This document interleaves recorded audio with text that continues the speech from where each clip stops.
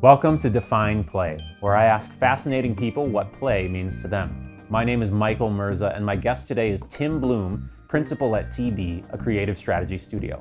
After connecting through shared hometown roots nearly a decade ago, Timm took a chance on me and gave me a career-changing opportunity to join the team at Color Jar, a brand consulting firm here in Chicago. He's an innovative problem solver with a fantastic design sense and an inspiring portfolio of collaborations.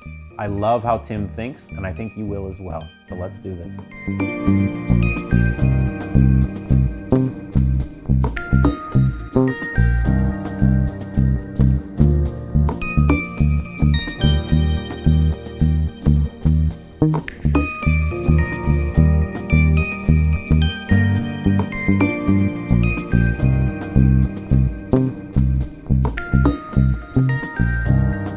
You're pretty passionate about sports in general, and I know you're a big University of Michigan football fan. It's part of your upbringing.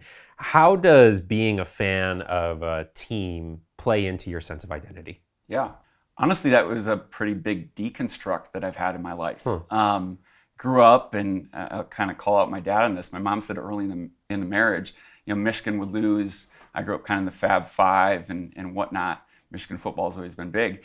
And my mom would say that my dad would lose like a week at times based on how frustrated he was. And so my brother Paul was one of the first people to kind of do this disconnect a little bit from and say, listen, I don't want to lose my life from cheering for this. I took it one step further and just kind of looked at it and was like, these are basically high school kids. I have no control over this situation. I love to cheer for it. My baby book is more Michigan than probably me at some point. So there is an identity there. And you go through different seasons of it as well. They switch over to Adidas, and I'm not an Adidas guy, and then all of a sudden they're back at Nike. And so it's like, how much weight can you actually put in it? Yeah. So I actually used it as a pretty big, it's kind of a annoying answer to it, but I really have done work to control my heart rate and control my obsession with it, with an understanding, again, I have no control, and I want to enjoy this. I don't want to lose even the night or the day after. And listen, you lose to Ohio, that can be quite the challenge. But beyond that, yeah, it's a great water cooler to get together with friends and family, which becomes increasingly harder. Cool to stick with something for now 4 decades worth of time. But ultimately, going back to the play element of it, it needs to stay fun in an area, like I said, you can't control. Yeah. For a long time, I never really understood how people could feel so emotionally invested in a team.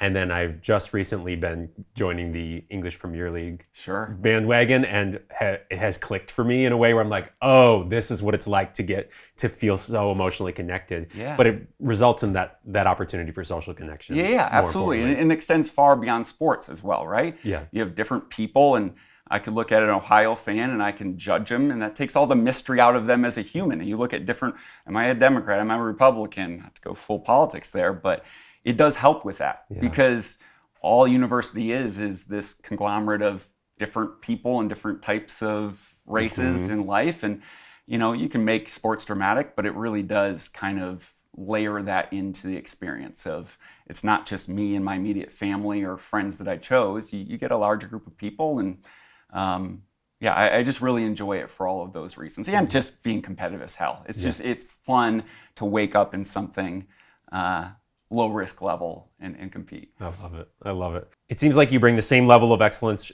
that you have in your professional life into your hobbies and your play. You're taking them, to the max in the best way.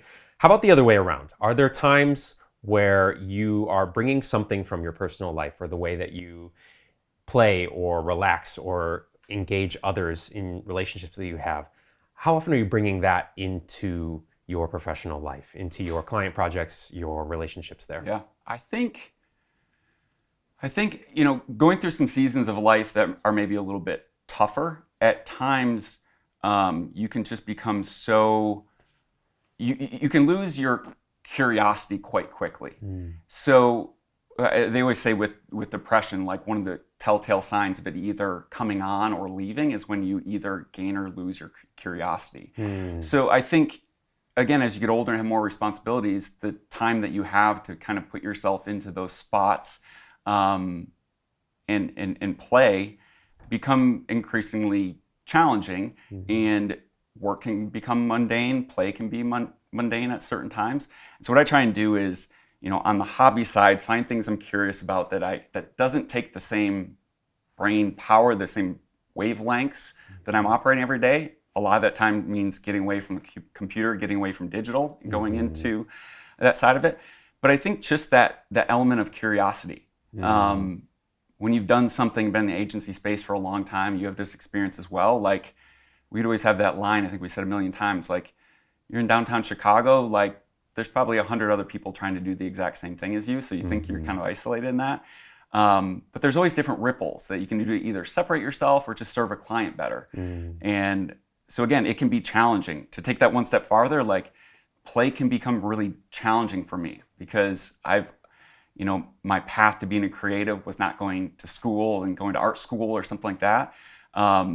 So a lot of my passions exist in play that I would want to extend. So there needs to be kind of that buffer both ways. If play ends up looking exactly like work, or work has a lot of the elements that I would have done previously, you really do have to try and strike that balance and figure it out. Otherwise, it truly does feel like you're just living this loop all the different time. Wow. What a fascinating kind of metric to have curiosity be something that you can see wax and wane as mental health and emotional health is there, and how that goes hand in hand with, excellence in work or imperfection and experimentation. Yeah. That's a really fascinating thing. I love the way you one step express that. on that as well is, you've heard me say this many different times, like, outsider eyes, the most powerful eyes. It came from a mentor of ours, and David Gardner as well. And I will always say, I don't have an original thought in my body. I don't. My play tends to involve physical activity because a lot of the work doesn't involve that. So swimming, running, those different pieces. How do you carry that over? I just think it's remarkable. The name of the book that I reference quite a bit, you have The Art of War, but The War of Art. I recommend it to anyone. It has a little bit of a faith lens to it, but anybody can read it in that regard. And something I really, really took from that is the brain's remarkable ability to be, you shut your laptop and you go for a swim, your brain's going to keep noodling at that problem the entire time. So it really benefits you. So many people take pride in, I worked 23 hours in a row and I did all different stuff. The reality is your brain, you need to, at certain points, shut the work you're doing, but there's a massive benefit to that. You go out into your play, into your life, your brain's going to keep humming on that, and it can come back in. You get fresh on both sides of it. Yeah. So it's not just, hey, you need balance because it's a thing you should do. Your work benefits from it when you step outside of it. And I think play does the same thing. You appreciate it, the blood's flowing, things are moving, maybe you pick up that idea. If you can bring that back in and vice versa, it's really powerful. And I just really, at this point, often took a lot of pride in being the guy that would be there when they turn the lights off. And I don't take pride in that anymore. I think there's something wrong with that. And you see that in the top CEOs as well. You're like, I'm home at 5 to be with my kids. That's not just a cop-out. Yeah. That's because they're able to continue thinking about that, and they get better, and they know they'll be fresher. So again, I love the context of the podcast because like many things, I don't think they're mutually exclusive. That's so, seeing the pattern of how an idea or, a creative challenge can kind of weave in and out of our minds, and then we have distractions here and there. I think that actually plays well with what you said earlier of also there's so many, we are all compilations of other people's ideas and influences. And it is fun to see how an idea that we can be working on, we can feel stuck, or at least I can feel stuck, and then there will be someone else's idea or influence that will come at the right time, and that will speak to that. And it's like, oh, that was the missing piece. Yeah. Now I can take that idea, but it's still their idea because I'm applying their idea into my challenge, and then still making that my own and my own solution. Absolutely. Well, it goes to line. I mean, like, nothing's new under the sun. I said it already. Like, I don't have original thought in my bones. And when you remove that pressure of being the guy that's going to have the original quote and whatever stuff, it does open that up quite a bit. Absolutely. Throughout your career, you've worked with a bunch of heavy hitter clients from Nike to Walmart, many in between, each one with different needs, personalities, brand components. How do you approach working with a client, someone new or someone you worked with before, and bringing out what's unique to them? Yeah. Well, I'm going to steal a line from a former roommate of mine post-college. One night on the piano, for whatever reason, he uttered the phrase, "Ultimately, it's not about me." And that has stuck with me for a very long time. You've existed in the brand world, you know personas, you know those different pieces. But really, you got to get outside of yourself to some degree when it comes to that work. On some of the larger clients, I'd say Nike was one of the first household names I work with. Also happened to be one that I was obsessed with. You know, if I had the swoosh when I was playing back in my AAU days, it was like, I'm with everybody. I can do this. And I really feel like having, great expectations or a respect for a brand at times can be challenging. You look at them and you go, well, I got to do exactly what you want or what I think you want, but then you lose that creativity.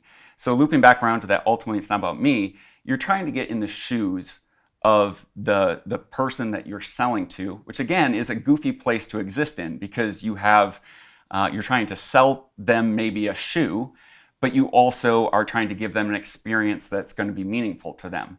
So I just always try to use the data to support, to remove my element of that or my preferences, but then taking it and extending it a little bit further and just really trying to design an experience that is gonna hook into them, that they're gonna enjoy.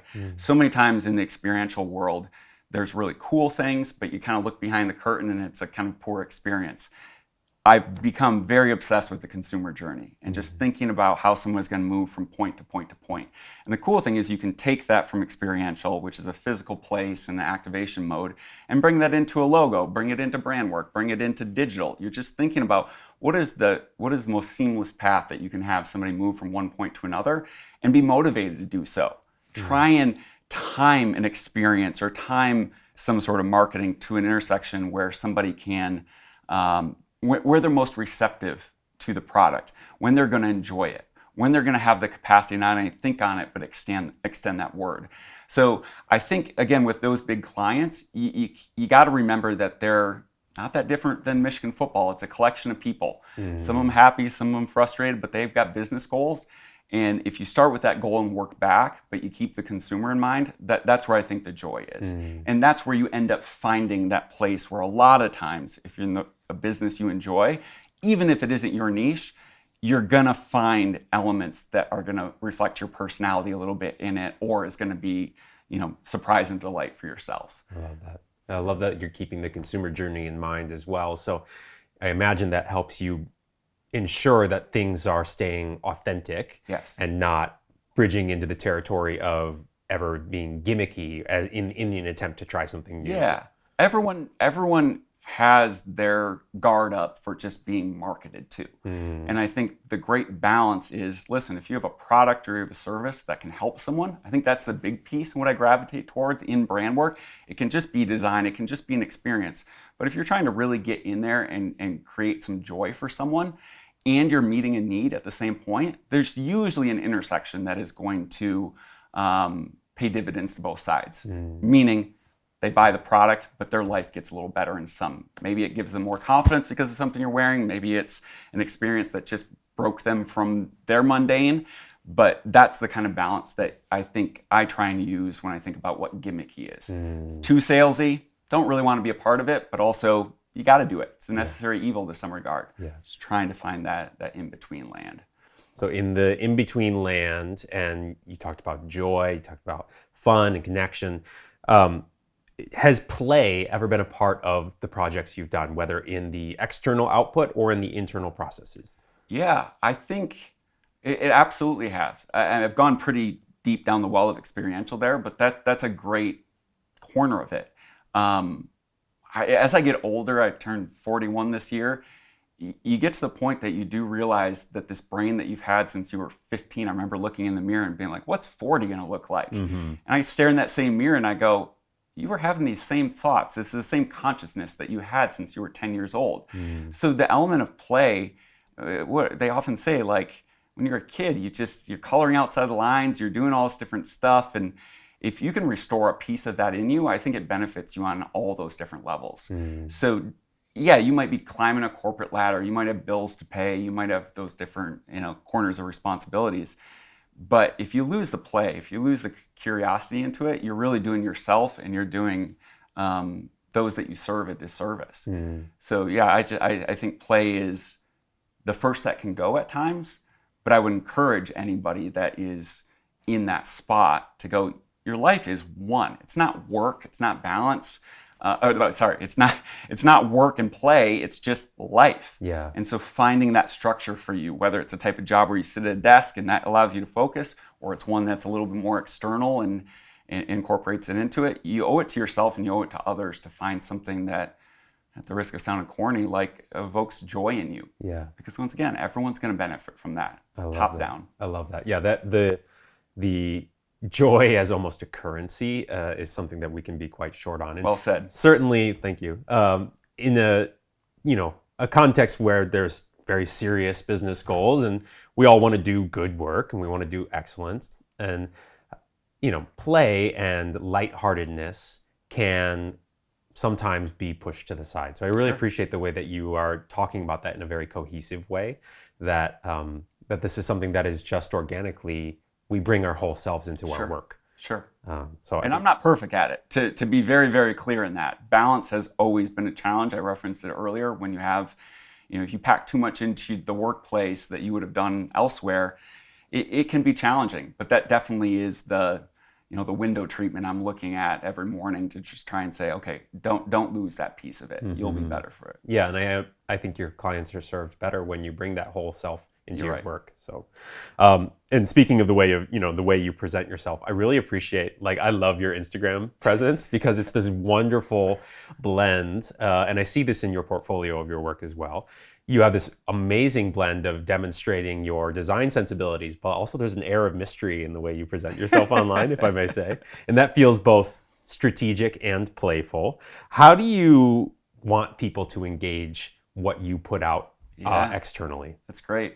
Well, I think myself, like many, but I'll just own it myself. I mean, there was a point when it was how many likes you're going to get and different stuff. I got Instagram a little bit later. I made a decision, this is a party of one. I love memorializing different trips or movements, or as I've said before, if you can find a little beauty in the mundane, whether it's a song, whether it's, I love when you post a car on the street of Chicago, there's a moment, you existed in it.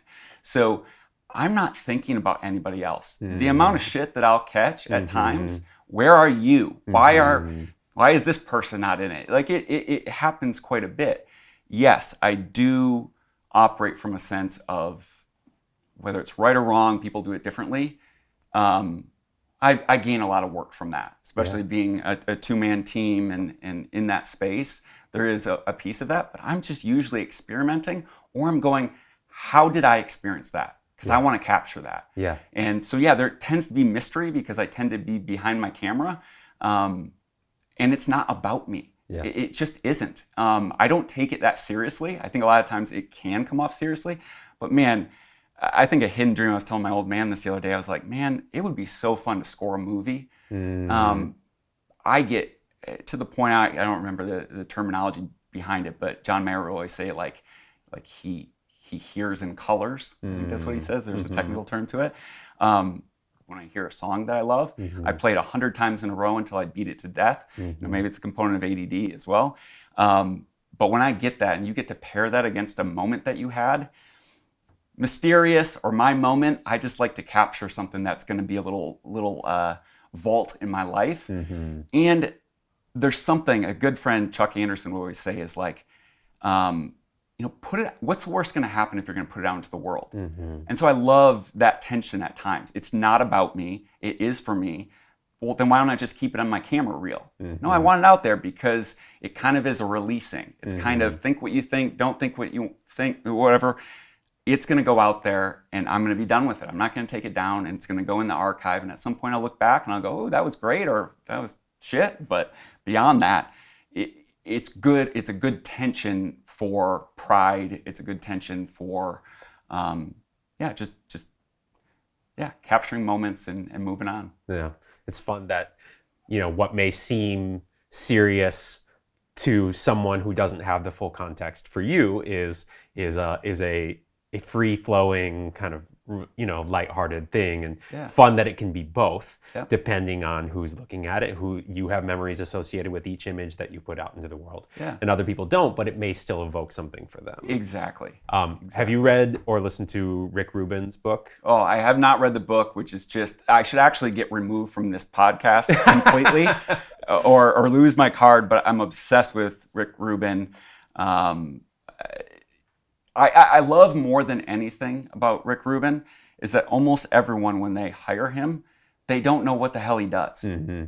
But he just brings magic to it. Mm-hmm. And when you talk to Rick, he's like, it's just about being your authentic self and finding what you love. Don't do it for someone else. That's probably where you're leading. Yeah. And you look down the archives of what he's been a part of. You go from Beastie Boys, you go to Johnny Cash, you go all over the board. And the reality is it doesn't follow a single mold. It doesn't look like, Jack Antonoff, where you're like, oh, there's that bass beat, there's that whatever. He has that ability to just really pull the best out of people. And I think that's why it's sustained. It's because you just really get a sense of this is what this human or this band was trying to communicate in this moment with their art. And we're going to remove all the noise and pressures they might have got from the label and stuff. So you just nailed it. Yeah. Just call me Rick Rubin from now. Yeah. That would be probably the biggest compliment. Plus, please give me a bungalow in Malibu and allow the best people to come in and be inspired by it. Rough job. It's pretty inspiring, for sure. And if you have a chance to listen to the audiobook in particular, he reads it himself, and it's fantastic. I read it through twice last year. So many good nuggets on creativity and authenticity. There's many things you've said that have made me think of it, but he has this part in there where he's talking about how a guitar solo that might have a ton of technical virtuosity, however you pronounce that word, might be technically impressive, but it might not strike the same emotional heartstrings that a very simple chord progression might, because of the emotion brought into it, the authenticity that you can sense or not sense in it, that pure technical precision alone, and this could be extended into many design things, pure technical precision and output does not always hit in the same way that something much simpler but more authentic and more emotional. Yes, you nailed it. And it's kind of a cycle around to a previous question you have is, I think in design, which I had become obsessed with for a long time, and I'm not as technical, I wouldn't even call myself a designer, I'm a person that designs, but the art of perfection. You're always aiming for that. If you're, again, I'll just beat a dead horse here, but if you're working on Nike, the expectation and their expectation, it's perfect based on the brief and what you're trying to deliver. Most times, creating a structure, whether it's brand, and I call them like the stakes, or you think of a trampoline and the amount of springs you're going to need in order to jump.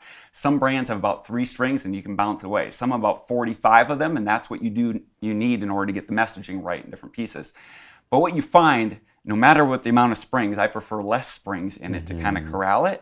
The mistakes, the natural is what make it the best. So going back to Rubin, they might have a perfect curated piece and it was supposed to be done with this level of whatever, but it's the outtake that makes it. And that's pretty consistent in a lot of the work that you'll hear from his bands, where the scream at the end, or the, Billie Eilish uses a street sign and pulls it in from being in Australia, like that stuff. I think that humans, listen, we're not AI, we're not robots. You can pull in what's real. And when you aren't perfect, you become more relatable. So I think there's a balance there. Strive for the perfection, but be really open, because the gold is a lot of times in those little mistakes or the little curveballs or the detours. Yeah, that's amazing. Are there any forms of play, creativity, or connection that you're not currently engaging, and maybe never have, but that interest you, that you're curious about, or maybe you say, someday I'll eventually get to that? Yeah, my brother Paul, we're very, very different. I love Paul, by the way. Paul is tremendous. But being about 5 years older in the sports, he's a computer engineer. He has taken up hobbies that do such a great job of balancing the digital in his life. COVID, it was sourdough bread. He wasn't alone in that, but my goodness, that he was good at it, and it bared fruit. The next thing he got into was woodworking. Bought all the different pieces, and if you want somebody to just go from 0 to 100, he's gonna have all the equipment. And so I got to partner with him a little bit on that. Now we're talking a little bit about 3D printers and stuff. But I have a deep envy for that, because there's a curiosity there. It taps into the engineering side of it. but I would like to get more tactical. I've just realized more and more and more, I've just become aware of dopamine and just different balances within myself. And digital is a problem to me. You know, I wore glasses on the drive down here because my eyes were just bleeding from the time spent from the computer in the last couple of days. And for me, it needs to be, I'm going back over and over, you can tell it's a trend, but a balance between the two. So for me, it's working with my hands and finding ways that connect those pieces and curiosity while still, you know, becoming tactile, you know, stepping into the grass, using your hands, getting out there. Those are the pieces that I think in my life, I have not mastered it yet.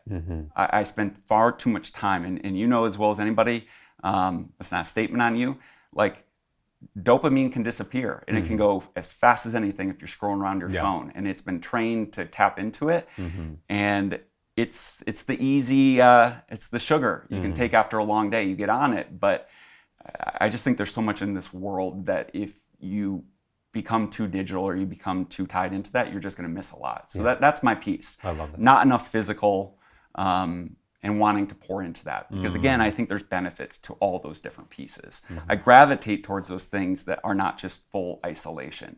They might be isolating, but you can bring somebody into it either through hospitality or through engagement and whatnot. I love that. And I have ADHD, so I resonate with the dopamine piece very much so.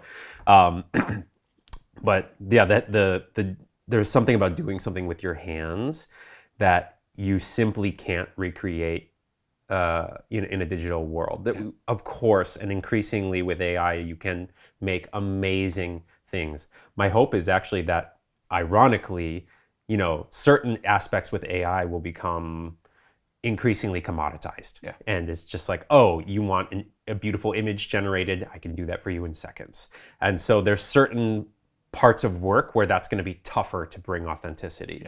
But I actually hope that, in a way, the more digital our lives get, that it inversely makes the physical, tangible things you can touch with your hands that much more valuable.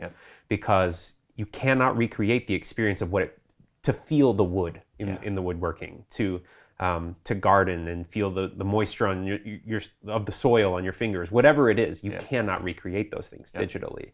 And so, as much as people are scared about where AI is going or anything like that, it's like, you know, this is actually going to make the real world even better for you if you pay attention. Absolutely. In theory, the best case for me is it saves time on some of these mundane tasks, allows you to, you know, no different than social in different pieces. They have their good and bad, but getting our visibility into this earth and the ability to see things and have exposure or connectivity is higher than it's ever been. That's beautiful.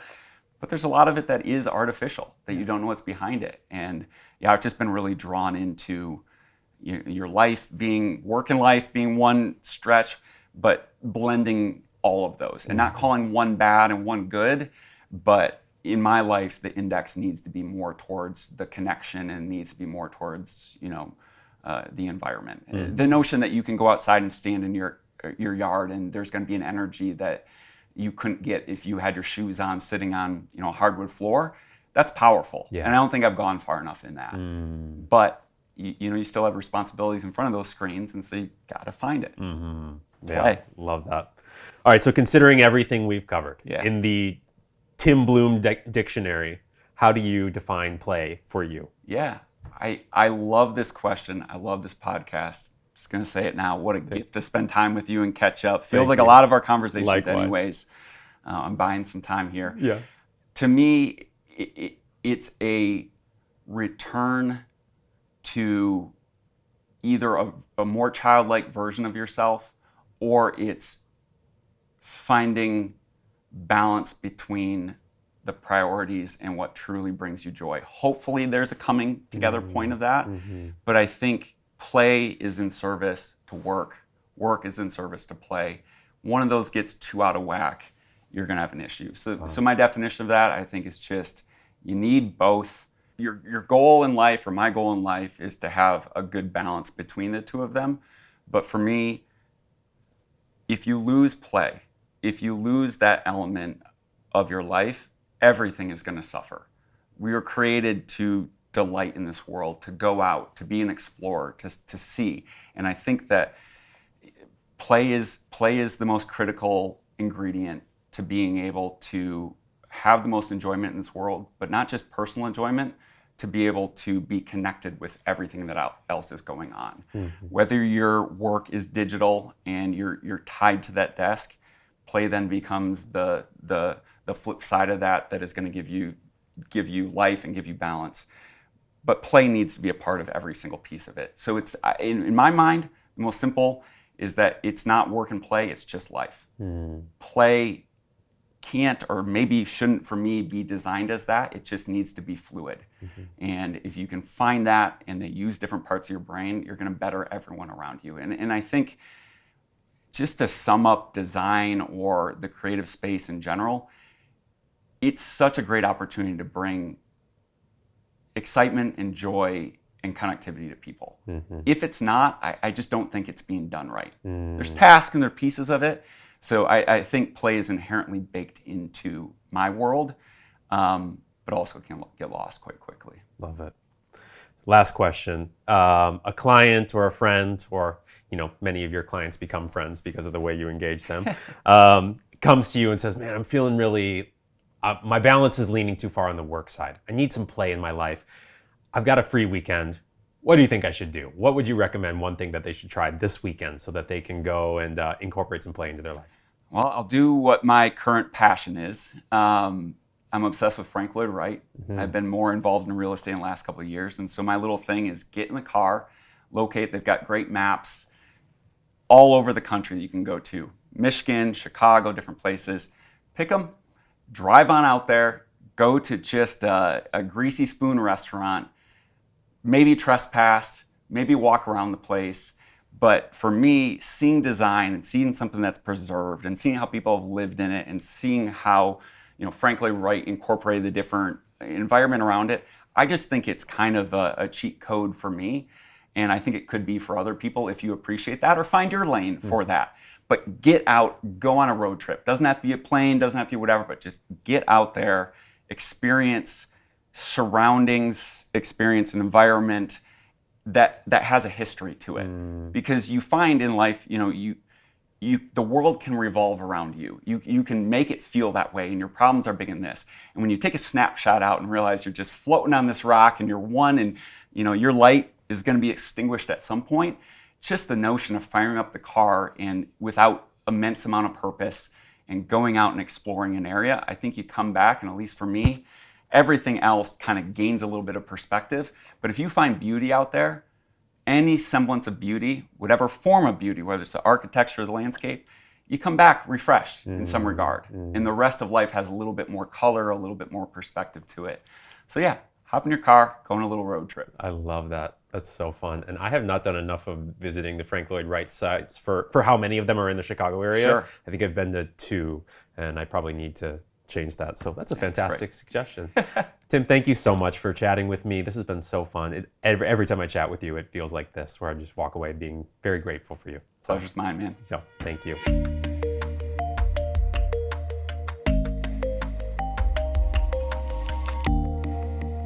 Timm spoke about balance between work and play. And to me, balance can show up in so many ways. Sometimes it's a clear binary with healthy compartmentalization. You've got your work over here, you've got your play over here. They stay in their lanes. That's a healthy and common way to engage that when you can hold them in check like that. With Timm, I heard a more integrated approach with work and play fueling each other, playing off of each other, no pun intended. We are holistic beings. What impacts one realm impacts the other. We've got our emotional side, our physical side, our spiritual side. These things play off of each other in ways that we don't even fully appreciate and understand sometimes. So I really like the way Timm talked about how these things coexist. And to me, that speaks to a lot of how when we are intentional about engaging our play well, when we are intentional about engaging our work well, both can synergistically, is that a word? I'm not sure, can play off of each other and enhance both realms. So I found Timm's approach to play and creativity and inspiration, I think they're electric. Really grateful for this conversation with him. And grateful to all of you for checking out our first episode. Thank you. You can learn more about Timm and find a transcript of our conversation on our website, defineplay.com. You'll also find there a Spotify playlist of songs that represent play to Timm. And yes, I did ask him to do this, and we'll be asking future guests to do this because I love music, and you might like music too. So if you're a music lover, be sure to check out the songs that Timm picked out. It's a lot of fun. And if you enjoyed this episode, please share it with a friend who might appreciate it too. And subscribe and follow if you're not already. Check us out on YouTube, Spotify Podcast, or Apple Podcasts. So thank you again. We'll look forward to seeing you in the next episode 2 weeks from now. Goodbye.